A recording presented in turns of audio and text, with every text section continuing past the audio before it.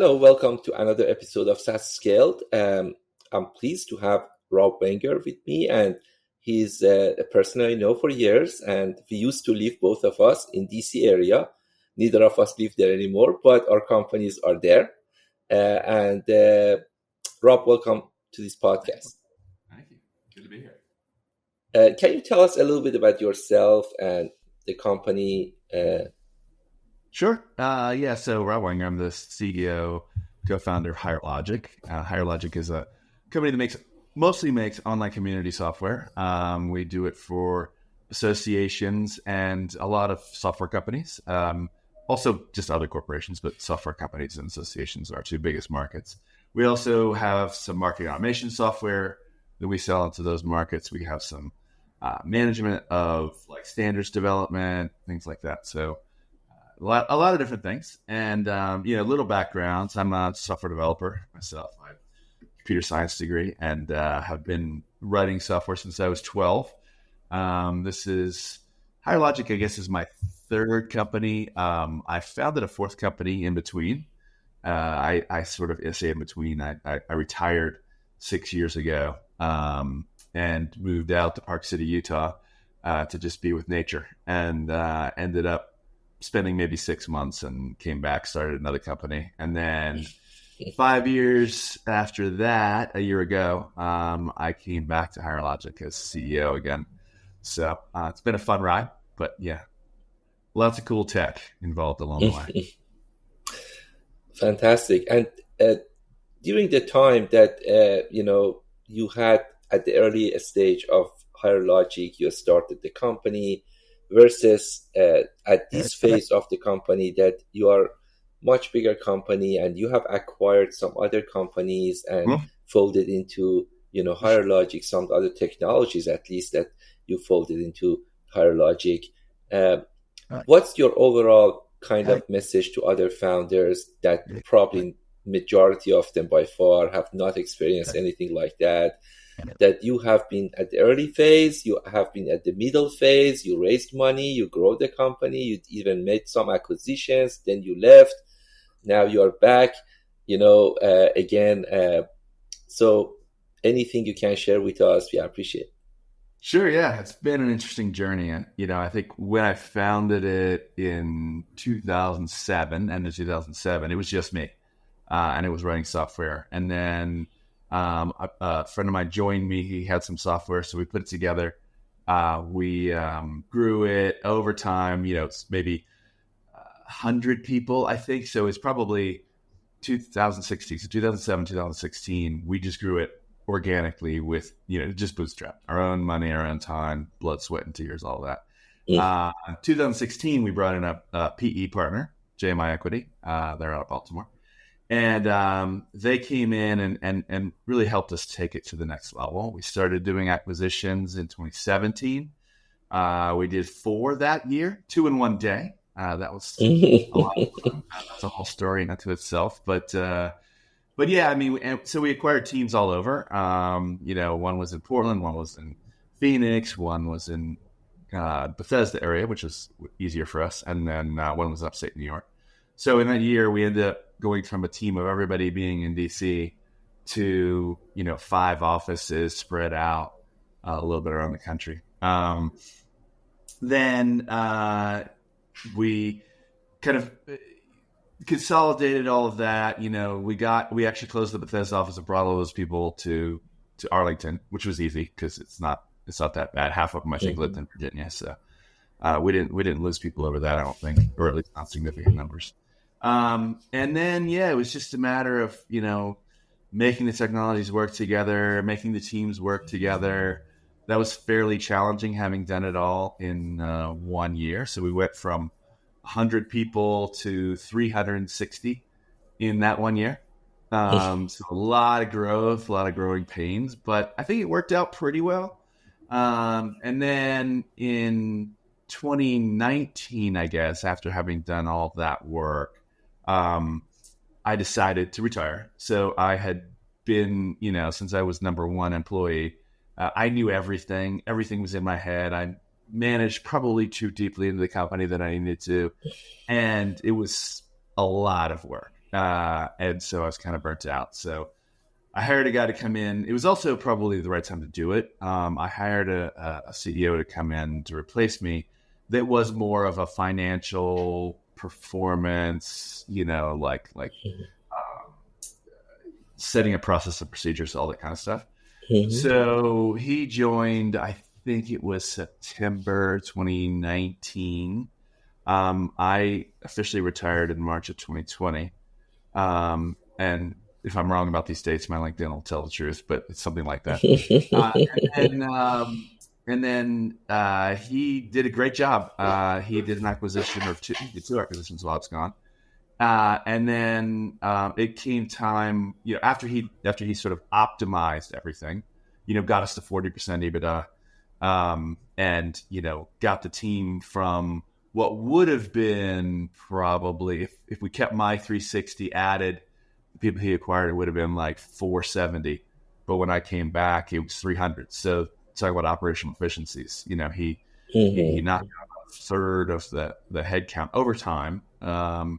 And just made it much much more efficient. So I came back to a great situation in that regard, and a great team. And but I came back more for the technology, for the vision. So as much as he was great at that operationalizing things, the I know the industry better. I know the products better. I know the technology better. He's a finance guy. I'm a technologist. So it was really kind of AI, automation, all suddenly became a lot better and easier, and more obvious to me. And so I came back to bring those technologies to bear to our industries. So super excited about that. I think the other kind of cool part about that is I came back with having a great COO in place. So Mhm. she runs most of the business, and I just make the technology work. So it's been a much more fitting to how I like to do business and live, I guess. Fantastic. Yeah, there are so many ways in any business that you can really uh, make it successful, make it work great. And Mhm. it just depends on the DNA of the company, the people that you have, how to, and everything starts with that kind of very good, constructive, positive communication between different Yep. parties, and then finding a solution that works best for the customers, for the product, for the company business, of course.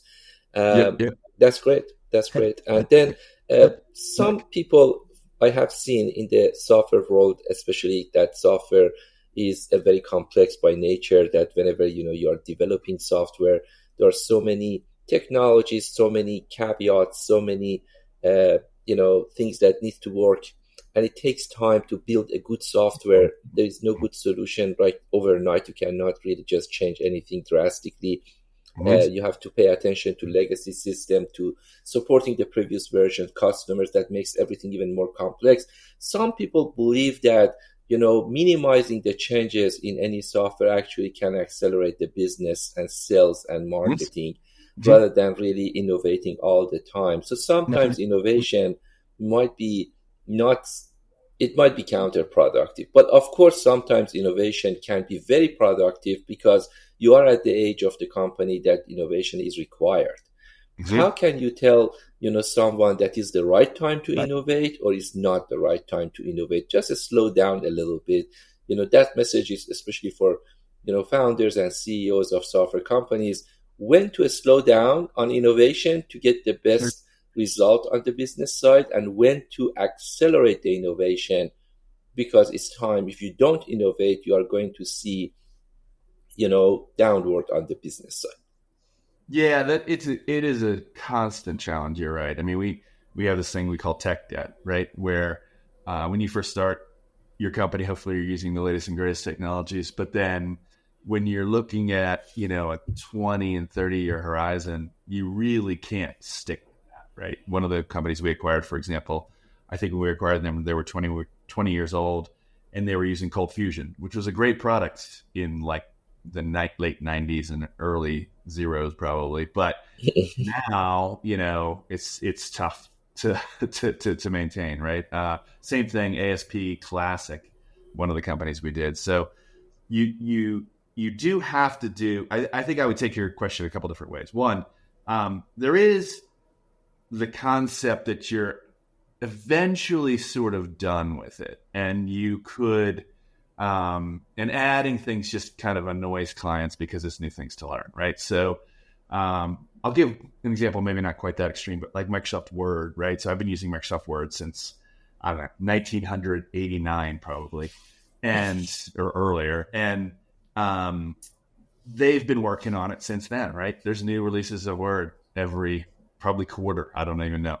They keep adding to it, right? They could have stopped in the early 90s and I would have been fine because I don't use any of those crazy features. But, some people do. And so it attracts new audiences. And so you need to add features to your software to either get into new markets or to get into folks who couldn't buy you before you didn't have this thing. And so there's always some sort of, feature, at least enhancements or adjacent markets to address, or, in our case, we did those acquisitions because there was software that really works for our clients and would integrate really well with us.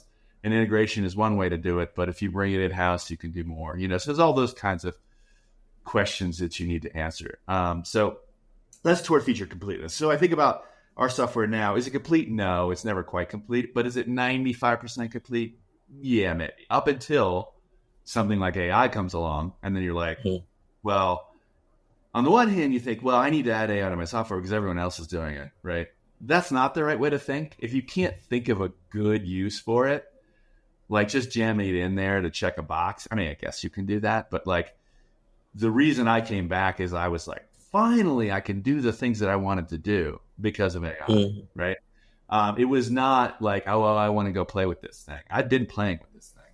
It was like, okay, there was stuff that when I left incomplete, and I left a roadmap for the team, and it was hard. It would have been hard to execute on.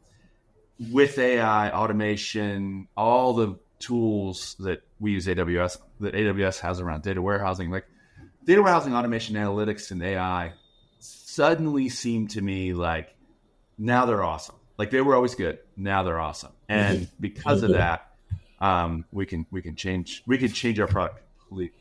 So that's one answer to your question. Another part is like, how do you do that? Right. Because like I said, we have we're mostly out of Cold Fusion, but we still have some ASP.NET or ASP. We definitely have a lot of ASP.NET, a lot of ASP Classic even. We're changing to React over time. So, we're taking a sort of tech debt remediation approach on some of those things, right? Oh, we got to open this up. Let's just rewrite it in React or something like that. But in the case of all this new tech, we're actually building it in a kind of, it's not a new product because it's really just supporting all the existing products, but it's a whole new development environment, and we're calling it Nexus. It's sort of in the middle of everything. And then we're doing what I call minimally invasive surgery on all the production products. So you mentioned how hard it is to do. It's hard to do because you have thousands of clients using this thing all the time, and you can't break it, right? And so, something that seems trivial, why can't you just change this page to move this button here and there? It's like, well, because if we do that, we've got to make all these plans, and we've got to do all this testing and all this regression testing. It starts to get bigger and bigger and bigger. So this new tech we're building in the middle, where it doesn't affect anything until it does. And then once we sort of get it ready, we're building, calls into it or things like that. So we have, most of these systems were originally developed, like I said, in the late 90s, early 2000s, and they're client server architectures. They're SaaS, right? They're hosted in the cloud. All of our stuff, except one, is in AWS, and that won't be there in a few months. So, it's all SaaS-based business model. It's all cloud-based, compute. It's all, hosted. There's no on-prem, never was. So at least we have that going for us, because that's the hard stuff, to move from on-prem to the cloud. But we've done that, or we didn't have that problem. But now it really is, this sort of upgrading of the tech and placing parts in a big way. And so we're doing that through moving from client server to much more of a microservice architecture. So Higher Logic's main product, the community product, was always designed that way, thankfully. But some of the older ones, where it's doing, say, sending emails when a user pushes a button, it's gotta queue that and do it, in near real time, but through a microservice, so we can scale up, scale down.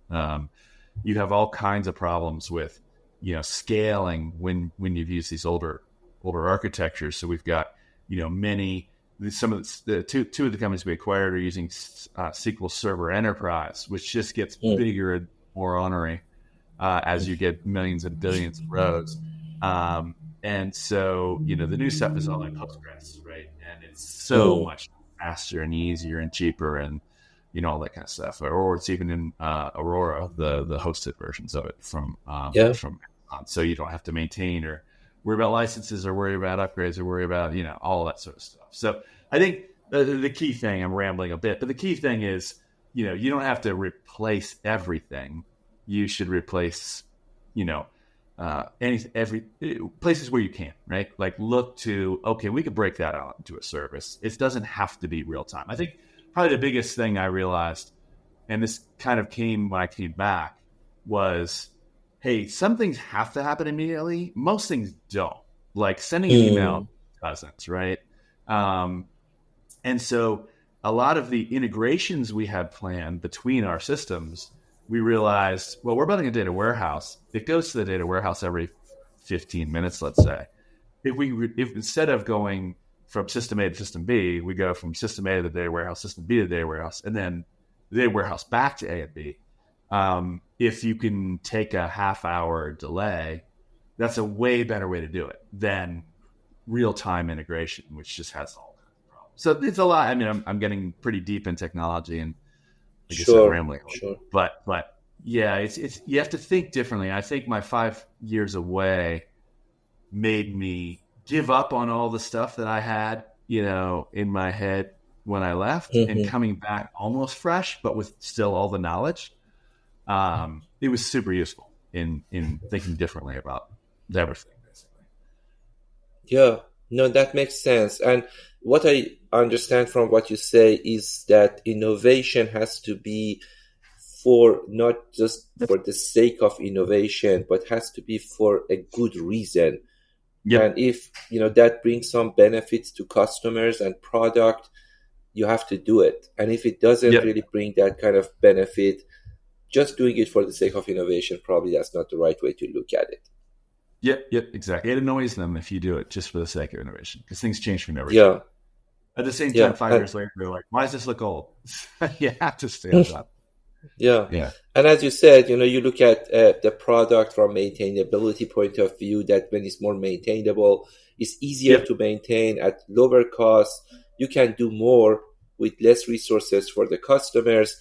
That benefits them in a way. So you look at it and say, this is really how we are going to really make it more maintainable, more consistent, more performant, and makes perfect sense in that regard. And then you define initiatives, and then you go and just in that order do it.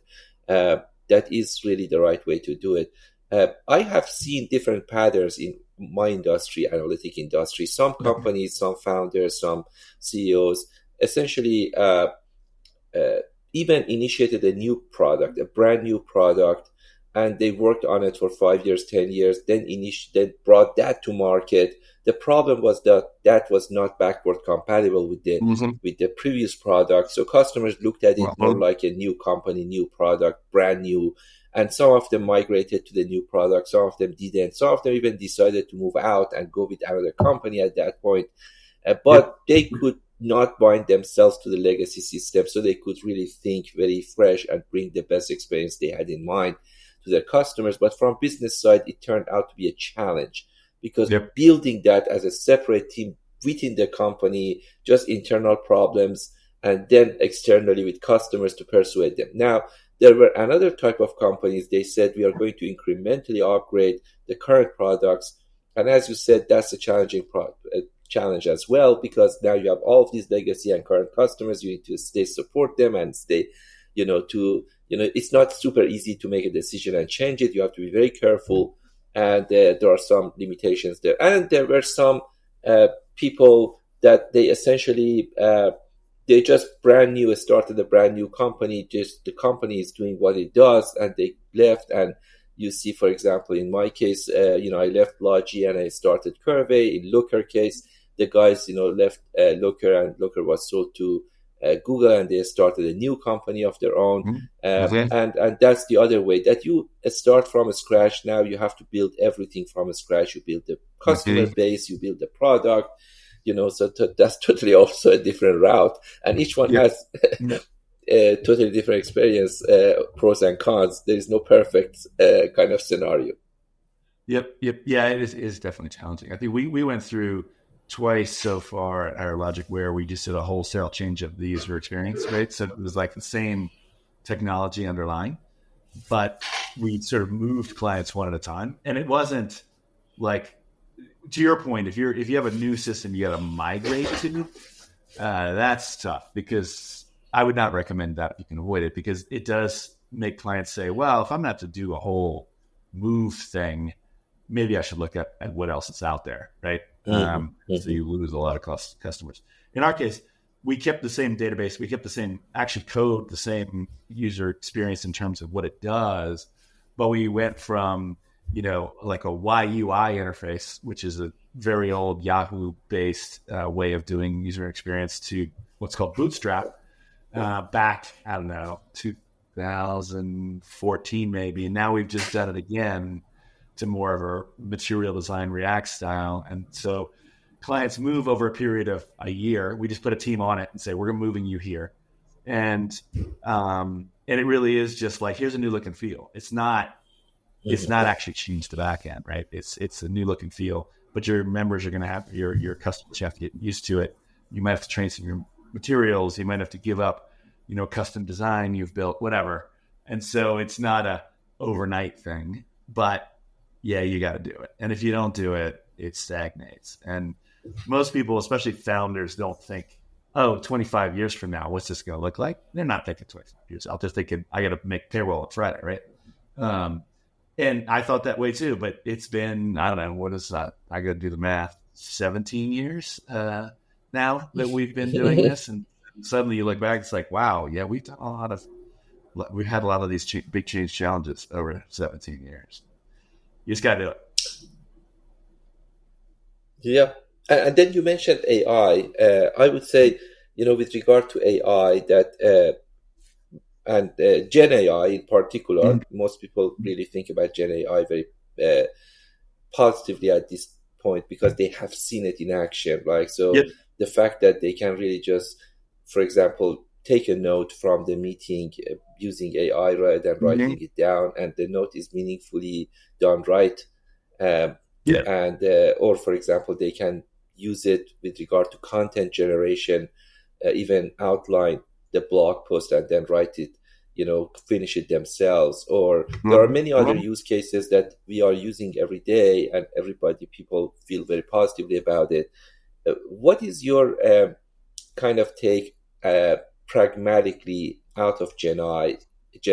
And I'm not really asking about some demo assets that people can create, because there are enough demo assets out there. I'm talking about really product grade kind of use cases that really this Gen AI can be productized in a way that meaningfully can generate revenue and bring value to customers and users. Yep.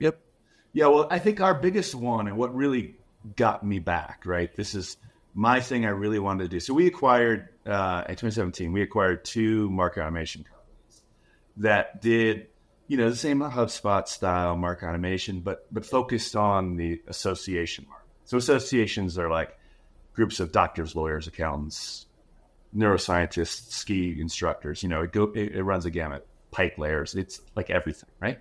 So the thought was, they're using this market automation software the same way that you or I would use HubSpot. And what that means is they're doing the same, sort of marketing campaigns all the time. And what's interesting is associations, even though there's, tens of thousands of them, they are sort of the same business, right? They have members. They want their members to come to their events. They want them to take courses. They want to be educated or certified or whatever. There's a series of things, and not every association does all of them.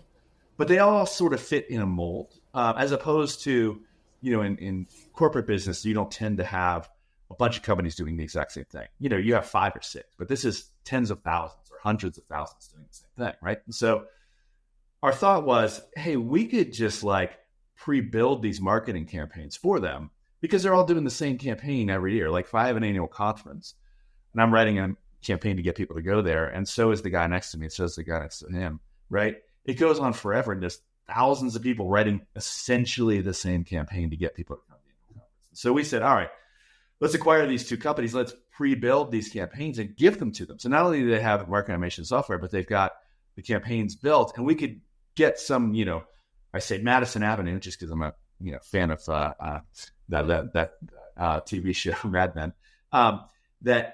We'll get some Madison Avenue folks to write the best campaign in the world, and we give it to 2,000, 3,000, 4,000 associations. Now they've got better results, right? So that was the idea. Well, we got into it, and we did some of the work on it, and we got some templating and all that kind of stuff. But it's tough to send the same message to members of the Society for Neuroscience, which are neuroscientists, and the ski and snowboard instructors, right? They just talk differently. They think differently. And so I said, well, that's fine. We'll do it Mad Libs style. If everybody remembers Mad Libs, right? We'll make the things, we'll fill in the blanks, and we'll change, this and that. And so it ended up, well, yeah, that's kind of good, but now it's not necessarily a lot better than the ones they create. And you've got to have, 10 different reading levels. You need to have 10 different tones of voice, right? All this kind of stuff. And so you multiply that Cartesian product style, you end up being, this one simple campaign that has 20 steps. Suddenly, there's 100 versions of it. And I'm like, that's tough to do, right? So what's awesome with AI is we can do this Madison Avenue style. Let's make a great campaign to get people to do this, and then have that as sort of our model. And then when the ski and snowboard instructors come, we can just say, rewrite this in like a 9th grade reading level in a very casual tone. And the AI can do that really well. And then we'll say, rewrite this in a very, in a 14th grade reading level in a very scientific tone. And it will do that. And it's also opened up to say, and then rewrite that in French, Spanish, and Portuguese or whatever, right? And it will do that. And so suddenly my one model campaign, which would have had 100 permutations, can have just the one, and the AI will just create those permutations. It does it really well. So that's an area that I thought was amazingly good, right? Like that's a use case where it's not generating something out of nothing. So it's not going to go too far off the rails, right? And hallucinate like crazy. It's just like change this wording to make it easier to read, or make it, more scientific-y or more professional or more whatever. When I really got struck by how difficult it was going to be, I thought Higher Logic's tone was casual. And then the actual tone that the marketing people put in the marketing thing is like 15 words long. Casual, but approachable. Smart, but fun. It's like this whole long thing. And I was like, well, I can't write that. But like you tell an AI, it does a great job of that, right? So that's a good example of where, it's an actual function that makes a massive improvement to our industry. And it's not a gimmick, right? It's not just, I'm going to throw AI in there to check a box. It's like, this is going to make a difference. And so we have 5 or 6 of those things where it's like, wow, suddenly we can do something that was undoable. And it's now almost trivial to do technically, and the results are amazing. So that's where you should think about using AI, not just, I need to get some, click a button and it brings up an assistant and I want to write something and it'll help me write it. Like that's cool. And we have that too. But that's a little gimmicky compared to some of the stuff you can do if you think about sort of what your product actually does for people. Less about the user interface, more about sort of what's going on in the back end and how AI can fix that. And that's scratching the surface. There's all kinds of chain of thought type stuff you can do. There's all kinds of workflow stuff you can do, have AI, create stuff on the fly that it's really good at depending on the AI you choose. So yeah, it's amazing. It's just, it's amazing how well it works. Fantastic. I have so many other questions to ask, especially one area would be lessons learned from acquisition, advising other founders when they are considering acquisitions, but we will leave it for another time, whenever Sure. you had time, maybe for episode 2 of this conversation. At this point, I would like to ask you if you have any book in mind to suggest that you thought it was really a good book, either personally or professionally, that you liked it very much, or maybe a blog post or anything that you thought it is worth sharing, or even event that you may say founders should consider going, SaaS founders to this, or SaaS CEOs, SaaS leaders go to these kind of particular events. We appreciate that if you could Yeah. share with us. Yeah. I don't read a ton of business books. I mostly network for that kind of information. People tell me, "Oh, this is awesome," and then I whether it is. Sure. I will say, if I could choose a movie, I made my whole company watching the movie Her, because that Mm. is kind of the future of where we are ish, right? Like Apple just released this, Apple Intelligence thing, or it's going to be released shortly. I guess they announced it the other day. And it's getting much more like Siri is getting much more like Her. I have to call her Samantha when I talk about it, because I've got Siri listening over here and I've got the A1 listening over here. And if I say their names, then they interrupt me. But yeah, that I would say, if you do anything, watch Her, and it's a good movie. Anyway, watch it with Yeah. significant other. It's kind of romantical, but it is a very near glimpse at the future. So I love that. But I mostly read and watch sci-fi type stuff, and that's prepared me pretty well, I think, for some of these technologies that are kind of like good and Very bad. good. Yeah, no, both my wife and I loved it, the movie Hair. It's just, Yeah, very much, especially at the time that it came, yeah. it was very eye-opening, and for many people that's where we are heading. And now with OpenAI, it's even more reality and getting close to the point that is believable. Yep. Absolutely. Okay, fantastic. Thank you very much, Rob, for joining us. As always, a pleasure speaking with you. Absolutely. Good to see you again. Take care.